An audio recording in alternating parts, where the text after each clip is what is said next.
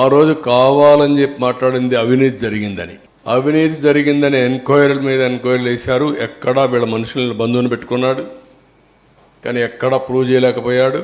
కడాన కేంద్ర ప్రభుత్వం కూడా పార్లమెంట్లో చెప్తూ ఎలాంటి అవినీతి జరగలేదని చాలా స్పష్టంగా సమాధానం చెప్పి ఢిల్లీ హైకోర్టు కూడా అఫిడవిట్ వేసినప్పుడు చాలా స్పష్టత ఇచ్చారు. దీంట్లో ఏమాత్రం అవినీతి జరగలేదు, చాలా స్పష్టంగా క్లియర్గా ఉందని చెప్పి చాలా క్లియర్ సర్టిఫికేట్ ఇచ్చే పరిస్థితికి వచ్చారు. అంటే ఒక వ్యక్తి పిచ్చి కుక్క అని అరిసి మంచి కుక్కను చంపేసినట్టు ఒక మంచి ప్రాజెక్ట్ని అవినీతి జరిగిందని నెపం పెట్టి ప్రాజెక్ట్ని మొత్తం కూల్చేసే పరిస్థితికి వచ్చాడు. ఒక దుర్మార్గమైన చర్య ఇది. ఇది చూస్తే చాలా ఆవేదన, బాధ, ఓసారి ఇరిటేషన్, కోపం కూడా వస్తుంది.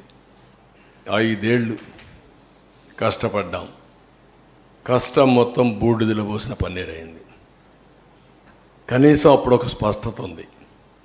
ప్రాజెక్టుకి ఇవి చేయాలి, ఈ కోర్టులో ఇది వికెట్ చేయించాలి, ఈ ఇంజనీర్లు రికమెండేషన్ ఇచ్చారు, ఈ రికమెండేషన్ ప్రకారం ఫౌండేషన్ వేయాలి, ఓకే ఈ కాంట్రాక్ట్ సరిగా లేడు, ఆ కాంట్రాక్ట్ డబ్బులు ఇవ్వాలి. డయాఫామ్ వాల్ కట్టినప్పుడు కాంట్రాక్టర్కి డబ్బులు ఇవ్వలేదని ఆ డయాఫామ్ వాల్ అతనికి నాకు ఫిర్యాదులు వస్తే క్యాబినెట్లో కూడా చర్చించి ఆయనకు ఆ వర్క్కి ఎంత ఇవ్వాలనో ఈ కాంట్రాక్టర్కి ఇవ్వకుండా నేరుగా అతనికే ఇచ్చి 2 సీజన్లో పూర్తి చేయించాం. అలాంటి నిర్ణయాలు చాలా చేశాం.